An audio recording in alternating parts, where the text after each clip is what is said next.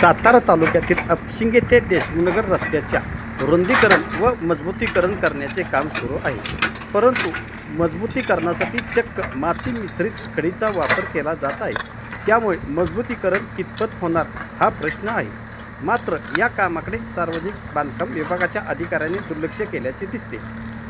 बोरगावकडे जाण्यासाठी परिसरातील नागरिकांचा या रस्त्याने दररोज संबंध येतो. कराड सातारा या महामार्गाला जोडणारा नांदगाव बोरगाव हा मुख्य रस्ता आहे. या रस्त्याची अनेक वर्षापासून दुरावस्था झालेली आहे. जागोजागी खड्डे पडून रस्त्याची चाळण झाली आहे. हा रस्ता दुरुस्तीसाठी मोठ्या प्रयत्नानंतर मंजुरी मिळाली.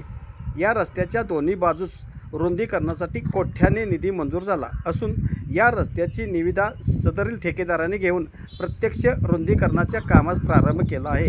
परंतु सदर रस्ता मजबूती करण्यासाठी कडक मुरूम न वापरता रस्त्याच्या लगतच्या खोदलेल्या नाल्यातूनच माती मिश्रित मुरुमाचा सर्रास भरणा करीत असल्याचे दिसून येत आहे.